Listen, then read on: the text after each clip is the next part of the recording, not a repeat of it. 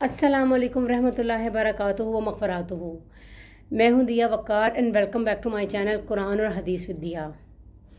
आज हम डिस्कस करेंगे नमाज के बारे में कि नमाज़ पढ़ते वक्त हमें क्या क्या प्रॉब्लम्स वगैरह फ़ेस करनी पड़ती हैं। समटाइम शैतान जो है वो इंसान को बहकाता है या उसकी अटेंशन को डाइवर्ट करता है, ठीक है। लेकिन हमारी अटेंशंस यही होती हैं कि हम नमाज को अच्छे तरीके से जो है वो अदा कर सकें। लेकिन समटाइम ऐसा हो जाता है कि नमाज के दौरान कोई गलती हो जाती है या कुछ जो है वो आपसे बिना अनजाने कुछ भी जो है वो हो जाए, तो इस सूरत में क्या किया जाए। देखिए, इंसान जो है वो गलतियों का पुतला है और वो जो है उससे गलतियां सरजद हो जाती हैं, ठीक है। तो कोशिश तो यही करनी चाहिए कि जब हम नमाज के लिए खड़े हों, नमाज कायम करने लगें, तो अपनी अटेंशंस पूरी की पूरी नमाज के दरमियान में ही रखनी चाहिए। आपका ख्याल जो है वो यहाँ वहाँ नहीं भटकना चाहिए। लेकिन ऐसा मुमकिन नहीं है, समटाइम ऐसा हो जाता है जिसकी वजह से आप ख़ुद परेशान हो जाते हैं कि भाई मैंने नमाज, फॉर एग्ज़ाम्पल आप नमाज के लिए खड़े हुए हैं और आपने 4 रकात जो है वो नमाज जो है वो कायम करने लगे हैं और नमाज़ पढ़ते पढ़ते आपसे कुछ गलती हो जाती है।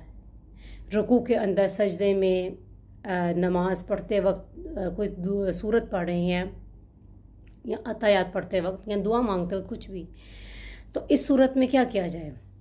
देखें, जब आपने नमाज के लिए खड़े हुए हैं और नमाज आप अदा कर रहे हैं, उसमें आपने सबसे पहले तो जब आपने तकबीर तहरीमा पढ़ी, उसके बाद जब आपने सूरत पढ़ी, सूरत फातिहा के साथ जब आपने सूरत जो भी आप अपनी रूटीन में पढ़ते हैं, कोई भी सूरत जो कि आप नमाज में फ़र्ज़ों के दरमियान में आप पढ़ते हैं, अगर आपसे वो गलती से छूट जाती है, ठीक है, या फिर ऐसा जो है हो जाए कि आपने 4 रकात पढ़ रहे हैं, ठीक है, और आपने पहली रकत पढ़ी, दूसरी रकत पढ़ी, तीसरी रकत में आप भूल गए कि मैंने कितनी रकतें जो हैं वो पढ़ी हैं। समटाइम ऐसा हो जाता है कि आपने 3 रकात पढ़ी हैं या 4 रकात पढ़ी हैं, तो नमाज के दौरान ही आपकी अटेंशन ज़रा सी डाइवर्ट हुई और आपको ये डाउट पड़ जाता है कि यार मैंने कितनी नमाज जो है वो अब तक पढ़ी हैं, 3 पढ़ी हैं मैंने, जो है वो रकतें पढ़ी हैं या मैंने 4 पढ़ी हैं। तो इस दौरान क्या किया जाए। ये एक अजीब सी जो है ना वो कैफियत हो जाती है कि आप नमाज में खड़े हुए हैं और आप इस कश्मकश में मुब्तला हैं कि कितनी रकात जो है ना मैंने अदा अभी तक की हैं और आपको ये डाउट है। देखें, इस कंडीशन में क्या किया जाए। इस कंडीशन में सजदा सहू वाजिब है, ठीक है। अभी सजदा सहू की तरफ हम आते हैं कि सजदा सहू क्या है, इसको किस तरह से अदा किया जाता है और इसके क्या जो है वो तरीके हैं। अभी हम ये डिस्कस कर रहे हैं कि हमने जब फ़र्ज़ नमाज के लिए हम खड़े हुए हैं, ठीक है, ये कोई भी नवाफिल हैं या वितर हैं या कुछ भी है, ठीक है, ज़रूरी नहीं कि ये फ़राइज़ ही हैं, फ़र्ज़ नमाज ही है। इसमें वितर भी शामिल हैं, इसमें नवाफिल भी शामिल हैं, इसमें जो है वो फ़र्ज़ भी शामिल हैं। तो आपने क्या करना है इसमें कि अगर 3 रकात जो हैं वो आपने अगर पढ़ी हैं, ठीक है, और आपको डाउट है कि आपने 3 पढ़ी हैं या 4 पढ़ी हैं, आपको समझ नहीं आ रही इस बात की कि मैंने कितनी नमाज़ पढ़ी हैं और आप इसी कश्मकश में मुब्तला हैं और आप नमाज के लिए खड़े हैं, तो क्या किया जाए। तो देखें, इसमें जो दिल गवाही देता है ना, दिल की बात को सुने। अगर आपका दिल ये गवाही दे रहा है कि आपने 3 रकात पढ़ी हैं, ठीक है, तो फिर आप उसमें 1 रकत को मज़ीद और ऐड कर लें ताकि आपकी 4 नवाफिल जो हैं वो, आपकी 4 रकतें जो हैं वो मुकम्मल हो जाएं। लेकिन अगर आपका दिल गवाही दे रहा है कि मैंने 4 रकात ही पढ़ी हैं, ठीक है, तो इस सूरत में आपने क्या करना है। देखिए, बात तो डाउट में ही है ना, दिल की गवाही पे हम जा रहे हैं कि हमने आया 3 रकात पढ़ी हैं या हमने 4 रकात पढ़ी हैं।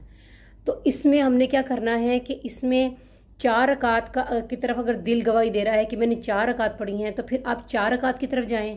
अगर आपका दिल 3 रकात की तरफ गवाही दे रहा है तो फिर आप 3 रकात की तरफ जाएं। अगर आप 3 रकात की तरफ जाएंगे तो फिर आपको 1 रकत मज़ीद और ऐड करनी पड़ेगी, नमाज पढ़नी पड़ेगी उसकी 1 रकत, ठीक है। लेकिन अगर आपने 4 रकात की तरफ दिल गवाही दे रहा है तो फिर 4 रकतें तो आपकी रहेंगी, फिर आपके ऊपर सजदा सहू वाजिब होगा, ठीक है। अब सजदा सहू को अदा करने का क्या तरीका है। सजदा सहू में ये होता है कि जब आप अत्तयात के लिए नीचे बैठते हैं, ठीक है, तो आपने सबसे पहले अत्तयात पढ़ी, अत्तयात पूरी पढ़कर उसके बाद आपने, हम क्या करते हैं नॉर्मली नमाज में कि हम सबसे पहले अत्तहियात पढ़ते हैं, उसके बाद फिर हम जो है वो दुरूद शरीफ पढ़ते हैं, और फिर उसके बाद हम जो है वो दुआ जो है वो पढ़ते हैं, ठीक है। लेकिन जब सजदा सहू वाजिब होगा, जब हमने सजदा सहू करना है, तो सजदा सहू में आपने क्या करना है, आपने जस्ट अत्तहियात पढ़नी है। अत्तहियात पढ़ने के बाद आपने एक तरफ जो है वो आपने सलाम फेरना है राइट साइड पर, ठीक है। दोनों तरफ आपने सलाम नहीं फेरना, दाएं तरफ आपने सलाम फेर कर फिर आपने दोबारा सजदे में जाना है। फिर आपने जो है ना दोबारा से सजदे में जाकर फिर दोबारा उठना है। फिर उसके बाद आपने दोबारा सजदे में जाकर फिर आपने जो है वो अत्तहियात पढ़नी है, दुरूद शरीफ पढ़ना है, और उसके बाद आपने दुआ पढ़नी है, ठीक है। ये आपका सजदा सहू हो गया। अब ये देखें कि सजदा सहू भी किन कंडीशंस के ऊपर वाजिब है, ठीक है। सजदा सहू भी हर एक चीज़ के ऊपर इम्प्लीमेंट नहीं होगा कि आपकी नमाज में अगर गलती हो गई है तो नमाज में आपने जो है वो क्या क्या आपने गलतियां की हैं। ज़रूरी नहीं है कि आपके साथ कोई भी गलती हो तो आपने सजदा सहू ही करना है। सजदा सहू की भी जो कंडीशंस है, टर्म्स एंड कंडीशंस है कि आपके सजदा सहू किन रीज़न्स के ऊपर वाजिब होता है। एक नमाज में होते हैं फ़राइज़ और एक होते हैं वाजिबात। जो तो फ़राइज़ हैं, अगर वो आपसे नमाज में मिस हुए हैं तो फिर तो आपका सजदा सहू वाजिब नहीं है। फिर तो आपको नमाज को दोबारा से कायम करना पड़ेगा। अपनी नमाज को मुकम्मल करके आप दोबारा से फिर नमाज जो है वो पढ़ेंगे, अगर तो फ़राइज़ मिस हुए हैं आपसे। लेकिन अगर आपसे वाजिबात मिस हुए हैं तो उसके लिए सजदा सहू आप कर सकते हैं। उसके लिए आपको दोबारा नमाज कायम करने की कतन ज़रूरत नहीं है। अच्छा, अब ये आप नोट कर लीजिए कि किन कंडीशंस के ऊपर जो है, जो सबसे पहले मैं आपको फ़राइज़ बताऊंगी, ठीक है, कि फ़राइज़ कौन से हैं कि इन फ़राइज़ के ऊपर सजदा सहू वाजिब नहीं है। इनमें आपने नमाज को दोबारा से कायम करना है और दोबारा से आपने पढ़ना है। और उसमें क्या है, टोटल जो है वो 13 जो है वो फ़राइज़ हैं, ठीक है, जो कि आप नोट फरमा लीजिए और देख लीजिए कि इन कंडीशंस में जो है आप नमाज को जो है ना वो दोबारा कायम करेंगे अगर आपसे ये सब मिस्टेक्स वगैरह होती हैं। उसमें नंबर 1 क्या है, बदन का पाक साफ़ होना। अगर आपकी बॉडी पाक साफ़ नहीं है तो आपकी नमाज नहीं होगी। नंबर 2, नमाज की जगह का पाक साफ़ होना। जिस जगह पर भी आप नमाज पढ़ रहे हैं वो जगह आपकी बिल्कुल नीट एंड क्लीन पाक साफ़ होनी चाहिए। नंबर 3, कपड़ों का पाक साफ़ होना। कपड़े अगर आपके नापाक हैं, कपड़े आपके साफ़ सुथरे नहीं हैं तो नमाज नहीं होगी। नंबर 4 क्या है, सतर यानी औरत का ढांपना, यानी कि फीमेल अगर नमाज पढ़ रही है तो फीमेल की पूरी बॉडी जो है वो कवर्ड होनी चाहिए, जिसमें उसके बाजू, उसके टांगे जो हैं, उसके टखने तक जो है ना पूरी मुकम्मल तौर पर कवर्ड होनी चाहिए। नंबर 6 है नमाज का सही वक्त होना। अब सही वक्त क्या है नमाज का, कि ये नहीं है टाइम के अगर जोहर का टाइम है तो आप फजर की नमाज के पढ़े हैं या असर की नमाज़ पढ़े हैं, असर का टाइम है तो आप जोहर की नमाज इसकी मगरिब की नमाज़ आप अदा करें हैं। जो नमाज का करेक्ट टाइम है आपको उसी टाइम पे आपको नमाज अदा करनी है। 7 नंबर क्या है, किबले की तरफ रुख करना। किबले की तरफ आपने अपना मुंह करके नमाज को अदा करना है। फिर आपने क्या करना है, नमाज की नीयत करना, ठीक है। नमाज की नीयत भी लाजिम है। अगर आपने नमाज की नीयत नहीं की आपकी नमाज बिल्कुल भी नहीं होगी। इसके लिए आपको दोबारा से नियत करके नमाज को अदा करना होगा। फिर क्या है, तकबीर तहरीमा। तकबीर जब तक आप नहीं पढ़ेंगे आपकी नमाज नहीं होगी। किरात में क्या है कि आपने सूरत फातिहा जो है वो पढ़नी है, ठीक है। अच्छा, अब कुछ लोगों के माइंड में होगा कि जी हमारे लिए अगर हमने सूरत नहीं पढ़ी है, ठीक है, तो क्या हम इस सूरत में सजदा सहू जो है वो कर सकते हैं या नहीं। अगर तो आपने सूरत फातिहा नहीं पढ़ी, ठीक है, तो सूरत फातिहा की में ना पढ़ने की सूरत में आपके ऊपर नमाज हुई ही नहीं है। सूरत फातिहा जब तक नमाज, क्योंकि ये एक फ़र्ज़ है, ये वाजिबात नहीं है। जो सूरत फातिहा के साथ जो सूरत पढ़ी जाती है ना उसको कहते हैं वाजिबात। अगर वो मिस हो गई है तो फिर आप जो है वो सजदा सहू कर सकते हैं। सजदा सहू वाजिब है उनके ऊपर, ठीक है। लेकिन अगर आप ने सूरत फातिहा नहीं पढ़ी तो ये आपके फ़राइज़ में आता है, नमाज आपकी नहीं होगी। फिर है रुकू, देन 2 सजदे, ये सब लाजिम है, फ़र्ज़ हैं ये, ठीक है।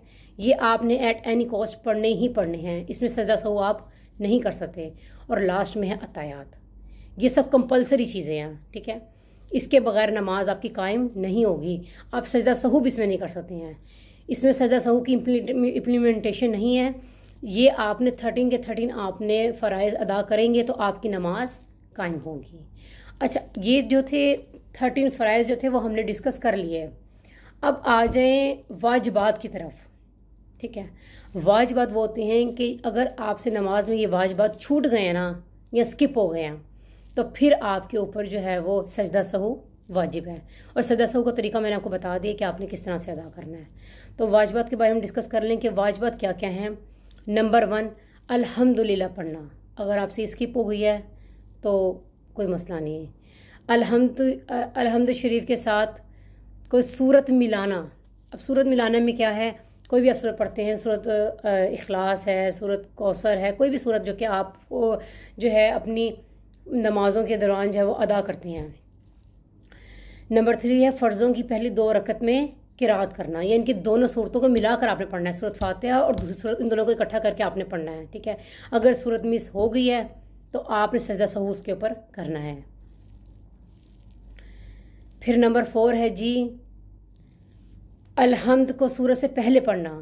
कुछ लोग गलती से क्या कर लेते हैं कि अलहम्द शरीफ को बाद में पढ़ते हैं और सूरत को पहले पढ़ते हैं, ठीक है, जबकि ऐसा होता नहीं है। सबसे पहले अलहम्द शरीफ जो है ना पढ़ी जाती है, सूरत फातिहा पढ़ी जाती है और उसके बाद फिर हम दूसरी सूरत पढ़ते हैं। लेकिन कुछ लोग गलती से जो है ना माइंड से स्किप हो जाता है, कुछ लोग सूरत पहले पढ़ लेते हैं और अलहम्द शरीफ बाद में पढ़ते हैं, तो इस सूरत में भी सजदा सहू वाजिब है। नेक्स्ट है जी रुकू करके सीधा खड़े होना।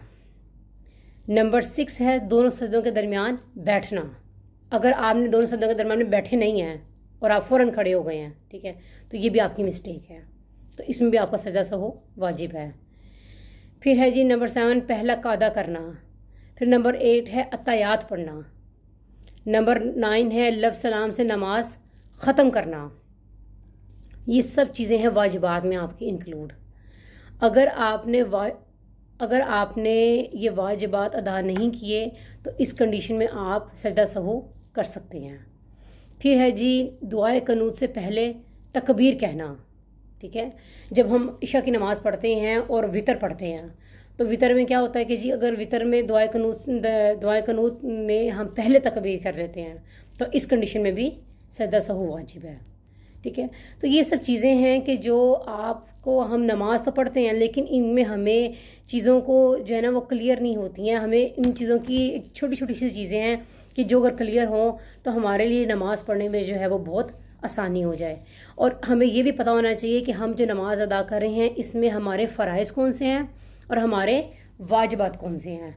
तो ये अगर छोटी छोटी चीज़ें अगर हम लोग अगर अपनी डेली रूटीन में अगर शामिल कर लें और छोटी छोटी इन चीज़ों की इन्फॉर्मेशन अगर रखें तो इससे हमारे एक तो दीन में मजबूती होगी और दूसरा हम अपनी नमाज़ों को जो है वो प्रॉपर तरीके से अदा कर सकेंगे। और अल्लाह सुब्हान तआला हमें अपने नमाज़ों पर कायम रहने की तौफीक अदा करे, क्योंकि नमाज आप जानते हैं कि नमाज का कोई छुटकारा नहीं है। और नमाज की सबसे पहले जो मरने के बाद सवाल किया जाएगा वह नमाज का होगा, ठीक है। तो नमाज कोशिश करें कि नमाज को जो है ना वो आप छूटने ना दें। अगर नमाज आप पूरी नहीं पढ़ सकते तो जो नमाज का वक्त है उसके जो फ़राइज़ हैं आप जस्ट उसको अदा कर लें तो आपकी नमाज हो जाएगी, ठीक है। तो अल्लाह सुब्हान तआला आपको और मुझे जो है दीन पर कायम रहने की जो है वो तौफीक अदा करे और अपनी नमाज़ों को जो है वो छूटने से बचाए। बाकी कबूल करने वाली तो खुदा की ज़ात है और हमें जो नमाज अदा करते वक्त जो वाजिबात हैं और जो फ़राइज़ हैं उनके बारे में इंफॉर्मेशन होनी चाहिए कि किन किन चीज़ों में हम अगर स्किप करते हैं तो वहाँ पर हम दोबारा नमाज अदा करें, और कौन से वाजिबात हैं कि अगर वो हमसे स्किप हो जाते हैं तो उसमें हमारे ऊपर सजदा सहू वाजिब है। तो ये छोटी छोटी चीज़ों की इन्फॉर्मेशन हमें होनी चाहिए। इससे ये होता है कि हमें नमाज अदा करने में आसानी हो जाती है। अगर कुछ गलती हो जाती है नमाज में या कुछ प्रॉब्लम हो जाती है तो हमें इन चीज़ों की इन्फॉर्मेशन होनी चाहिए। तो आज के लिए ये टॉपिक था मेरा। उम्मीद करती हूँ कि आपको हर चीज़ क्लियर समझ आ गई होगी। अगर फिर भी किसी किस्म का कोई प्रॉब्लम है या मसला है तो आप मुझे कमेंट सेक्शन में पूछ सकते हैं। तब तक के लिए अल्लाह हाफिज़।